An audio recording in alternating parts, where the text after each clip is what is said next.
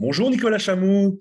Vous, Bonjour. vous êtes le candidat investi par le parti de Reconquête, le parti soutenu, créé par Éric Zemmour, et vous êtes en campagne. Vous nous avez annoncé votre investiture il y a peu, et vous êtes en campagne en vue de cette élection. Où êtes-vous actuellement?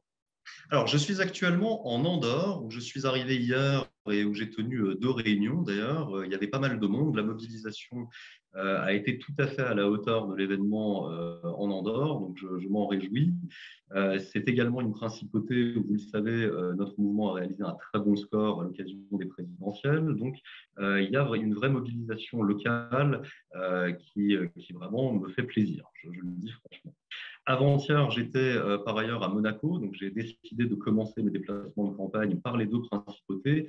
Honnêtement, l'accueil que j'ai reçu, que ce soit à Monaco ou à Andorre, m'a vraiment touché. C'était un accueil exceptionnel. J'ai eu l'occasion d'échanger avec énormément de Français. Je viens évidemment leur présenter un programme et un projet, mais je viens aussi surtout pour leur donner la parole.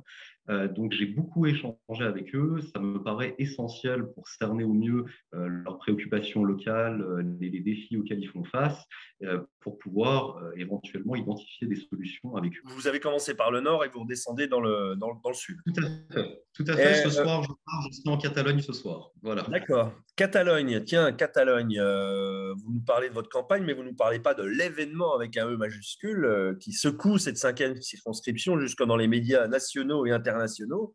Quelle est votre réaction, votre lecture de cette double investiture de la majorité présidentielle? Alors écoutez, d'abord, il faut bien le dire, l'arrivée de Manuel Valls dans cette campagne relève du parachutage en bonne et due forme depuis Paris. Bon, c'est quand même quelque chose qui déjà globalement est assez peu apprécié par les électeurs, d'autant plus dans des circonscriptions à l'étranger. Alors, la manière de faire a été assez inélégante, même vis-à-vis, très honnêtement, du député sortant, M. Vogetta, qui a quand même tout appris par voie de presse. Il l'a appris en réalité en même temps que moi. Donc, il y a quand même aussi une manière de faire les choses. Il y a de quoi dire là-dessus. Plus globalement, depuis, nous assistons quand même à un vrai vaudeville entre Manuel Valls et Stéphane Vogetta, que je déplore, puisqu'en réalité, ça renvoie une image assez pitoyable de la vie politique et plus particulièrement de la Macronie dans notre circonscription.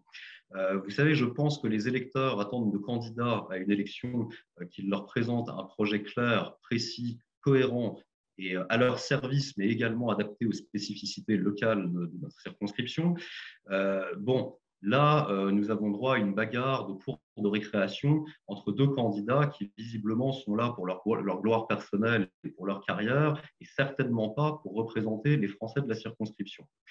Alors, par ailleurs, bon, Manuel Valls, il faut quand même bien le dire, c'est la quintessence, en ce qui me concerne, de ce dont les Français ne veulent surtout plus aux responsabilités aujourd'hui, en réalité. Il s'agit de quelqu'un qui vendrait père et mère, qui changerait de parti, de pays, et d'ailleurs il l'a déjà fait, en échange d'un plat de lentilles et de la promesse d'un poste à responsabilité quelconque.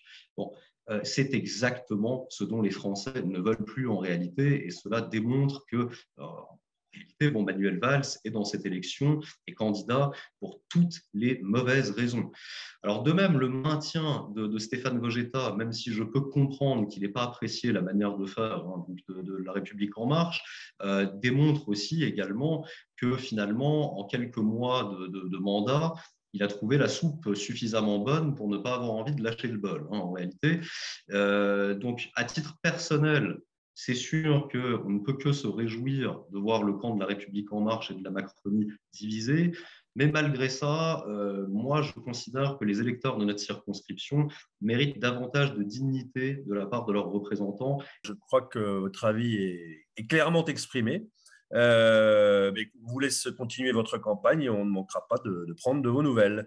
À très bientôt, Merci merci. beaucoup. Merci Jean-Guillaume. La French Radio. Portugal.